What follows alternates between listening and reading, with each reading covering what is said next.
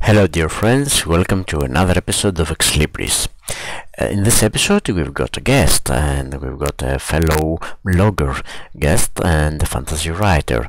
Her blog is one of the nicest blogs talking about books and writing, and I have loved the way her articles make me think about writing in general. She was kind enough to have a discussion with Ex Libris about the things she likes, and without much further ado, let's go and meet Ari Meghlen. Ari, welcome to Ex Libris. I'm very grateful to you for accepting the invitation for this discussion. Oh, thank you very much for having me on your channel. You're welcome. I've already told our listeners that you're one of the nicest bloggers out there, and you also write stuff with a preference in fantasy, if I'm correct. So, my first question when I started, reading your posts and stuff like that, when did you actually start writing? I was probably about 8 years old. I remember being in class and a teacher asked us to write about a monster under the bed. We had to describe him and then draw a picture. It was quite a different thing than we hadn't normally done before, and I found it quite compelling. Oh, I see. So I created the description, and then when we had to write a story a couple of weeks later, I think I ended up using him in that. And I think that's where it all came from. Oh, that's great. It is, it's quite difficult to get people to realize that, they want to write. But it seems that you got your call, let's say, from an early age. Oh, definitely. Yeah. I think after that, it just carried on everything. I was just writing. Obviously, this was before computers became very popular in houses, and there was a lot of writing in pads with pens. Yeah. I can clearly remember the times. Yeah. Have you got any formal sort of training in writing? Oh, none at all. In fact, when I was growing up, I actually struggled learning to read, which is quite unusual for writers. You usually find people they're usually really big readers when they were really small, and they took to writing really quickly. And while I did take to the writing side, it wasn't exactly easy, because I had been very difficult learning to read and form structures. So it was quite an intense journey, but I always wanted to do it, so I kind of just pushed through that. I see. It is quite an achievement. I might say that you managed to overcome this, your difficulties, and you actually write, and your writing is beautiful. Oh, That's thank all you. I can say. Yeah. I think that was mainly due to it was acknowledged quite early on. I think I may have been about 8 or 9 when one of my teachers acknowledged that I was struggling quite a lot, and I was moved to a class where there was only 4 pupils. It was only like a temporary class, just a few times a week, where we had one-on-one tutorials with a teacher, and I think that helped me get better quicker. Whereas if I hadn't have had that, I may have got to the point where I just gave up. So I am quite thankful that those teachers acknowledged the problem and found a solution that worked. Well, that's great. I mean, you were lucky, and it was nice, to have people actually doing something to actively help you. I mean, that's what education is supposed to be about, isn't it? Definitely. Yeah. So, apart from your writing endeavors, what made you start blogging as well? I was actually on community art website where I used to put upload drawings because I used to do a lot of artwork. And I did put some stories on there, just very short stories, and they got a lot of good feedback. And then some of the commenters started asking me questions about techniques, and I found that when I was replying to their comments, they were very long, drawn-out explanations. So I started to create them as tutorials on the art website, which did have a section for literature, but because it was mostly artwork, it was kind of lost. So after I got quite a few on there, I got a lot of positive feedback and more questions. I then decided it would be better if it had its own platform, which is why I created the blog, and that's how it started. Oh, that's great. And would you care to share with our listeners, obviously I know, but would you care to share with them what are your favorite blogging topics? I'm not sure if I actually have any favourite topics because I cover such a wide range. I like to include techniques on actual writing, suggestion for editing practices, as well as I'm moving towards including things like how to build up a marketing plan and do the more business side of writing. I honestly, I don't have a favourite. I just like writing about lots of different topics, and that's fine for me. Yeah, so diversity is your favorite thing in writing. Yes, I think that's it. I think because it allows me to shift topic, so you can get to be a bit more creative when you're writing about how to develop characters or to create suspense. Then you move to something different when you're talking about budgeting or marketing. So it's a nice variety and mix. Yeah, it's not what we call I don't know if it's the proper expression in English. We call it's not a monolithic blog. It's kind of diverse one. Yeah, it's eclectic. Yeah, that's probably the best term to describe it. You mentioned something about the feedback. Because I've in discussions with other bloggers, some of them kind of worry about comments, and they're not totally happy with the way their readers interact with them. What's the situation with you? Are you happy with the feedback, or would you like some other form of interaction? I'm always happy to get any feedback from my readers, and to be honest, I've always had positive feedback. When people have left comments, it's always been positive, either regarding what I have written or what other people on my blog have written, or sharing their own experiences, which I love. I love it when people explain how things have worked for them, or whether they've tried something and how they've felt about that. And fortunately, all of my comments have so far been positive. I've not had any negative or any troll comments, so I'm actually quite pleased with that. The only thing I'd like is if people felt like they could contribute more or share more ideas, but other than that, no, I'm very happy. Oh, well, that's good to hear. And it is sometimes we as people that try to interact with others, we get the feeling that our efforts are going to waste, but I think we should just have patience. I don't know if that's true about you, but I think that patience is the key word here. Oh, definitely. I think some people turn to blogging, especially writers, because we're told you need to build a platform, you need to create your brand, you need to get out there.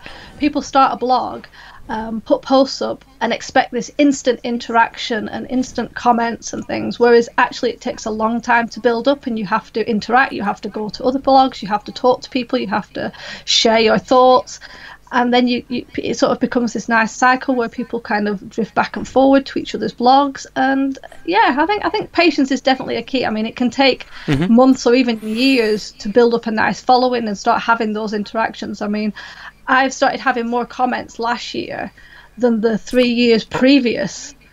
Okay. Because I changed how I was doing things, and I started interacting more because I had more time to, and it showed because I was getting more comments and I was getting more shares and likes, and you do need to put that extra effort in. That's true. That's totally true. Nice. But okay, enough about blogging. Let's go to another topic, to the actual books or stories, if you prefer, that you're writing. What's your favorite genre? I would say it's fantasy, but I may be wrong.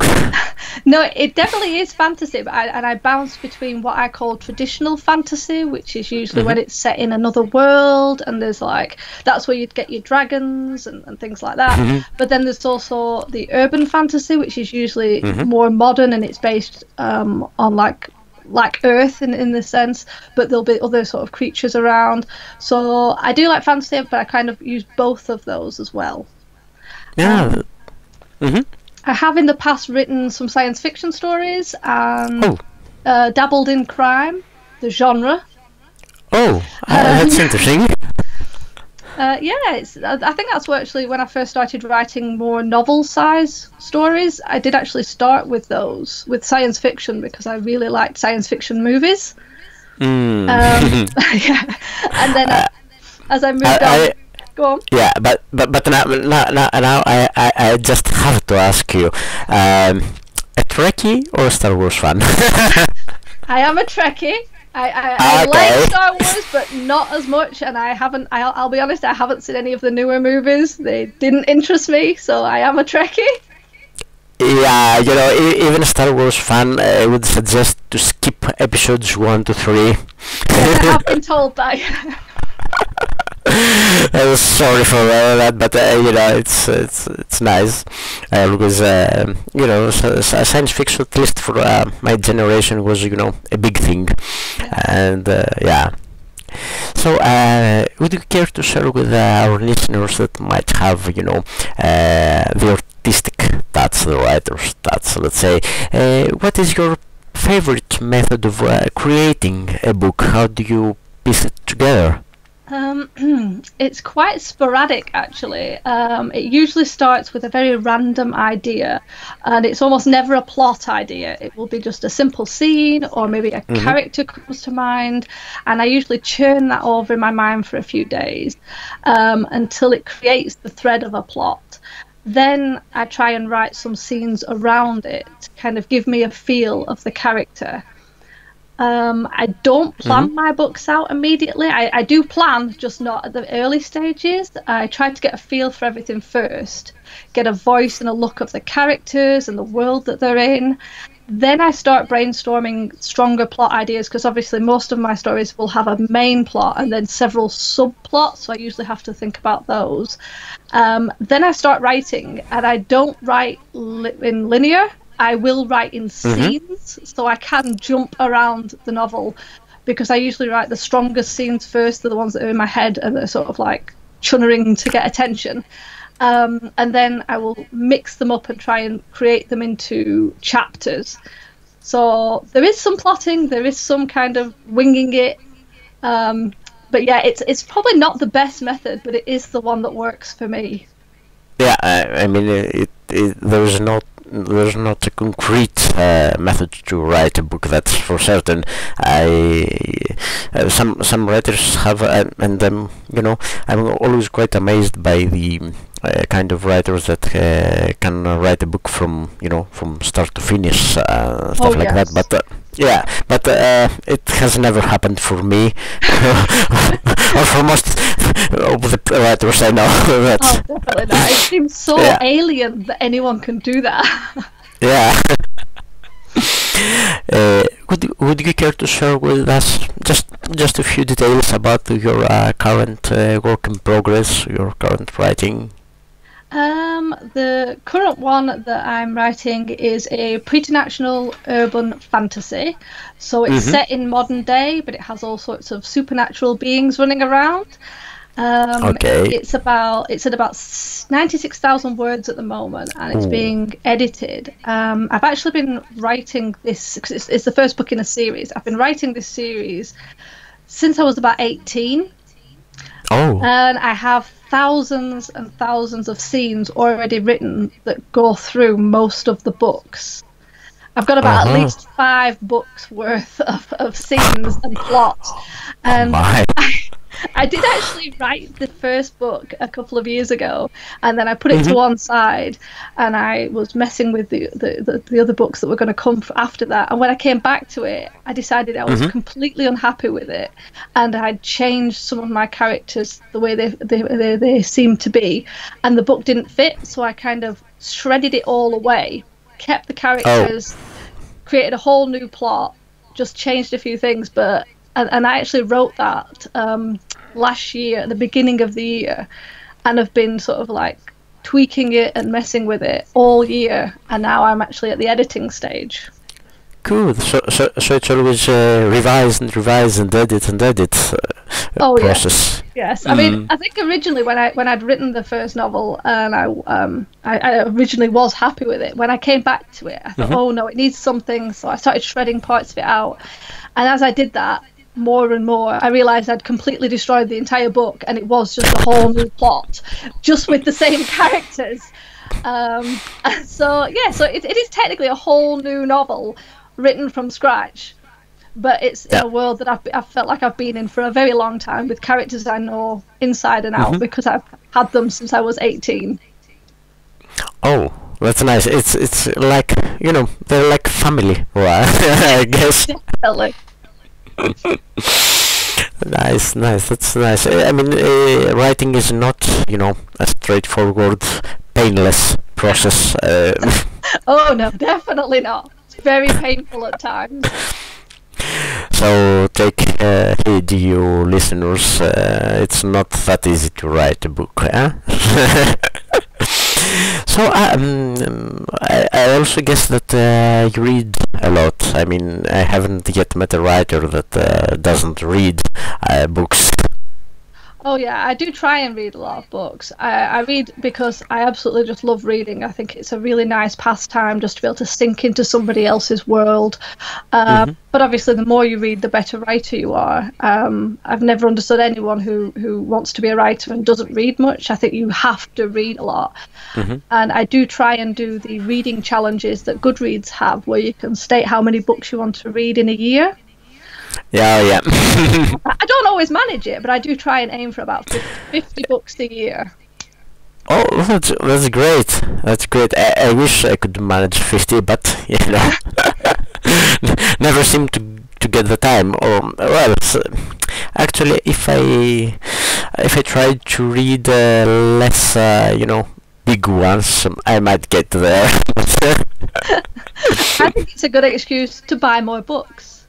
Like, oh well, I've read 30 books and I need to get another 20. I'll have to go to the bookshop and buy more. Oh, exactly. And I mean, what are your favorite kind of books, or are you you know, a diverse reader?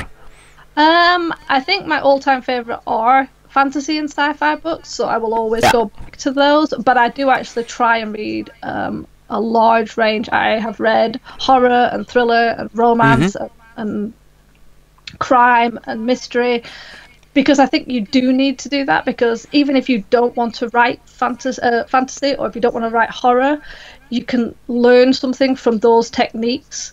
So I do think it's quite useful to read different things, and also sometimes you might find a whole new genre that you didn't know you enjoyed by trying something new. So I definitely recommend trying lots of different things. But I think with me, the best books are the ones where you can read them over and over again. Oh, okay. Yes, I'm not I do read some books where I think, oh, that's good, and then I'll never read it again.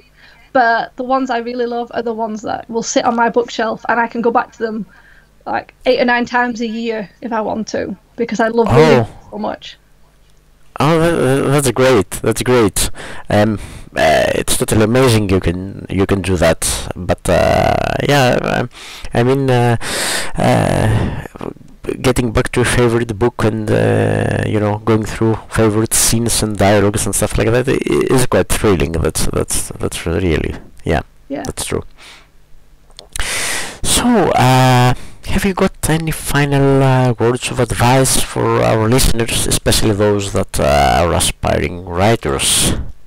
I would definitely say if you want to be a writer, you can't let anyone try and stop you. You will always get people who say that it's not a real career, it's a phase, it's not something you can make money off. Doesn't matter any of that. If you really want to write, you should definitely write.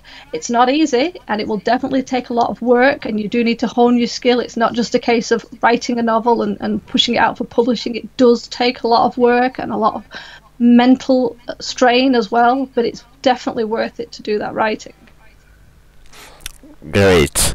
So it's yeah, as we've said earlier, it's not a painless procedure, but it's rewarding, and rewarding in not so much in the material sense, but it's rewarding mentally, I'd say. Definitely. I think anyone going into it just for financial gain is doing it for the wrong reasons. You have to go in because you really want to write, you want to tell your story, you want to share your ideas.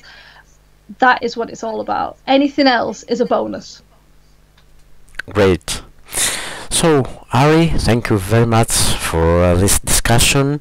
I hope you're writing your books do well, and I hope you get some, some attention from our listeners. You definitely deserve it.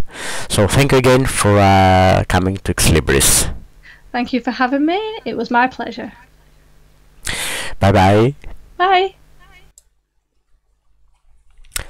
So that was our discussion or interview with Ari. Hope you liked her ideas, her blog. Go check her blog out and follow her in the other social media as well. Don't forget to subscribe to our channel, comment and like our posts, and thank you very much for being here. Till the next episode, bye bye.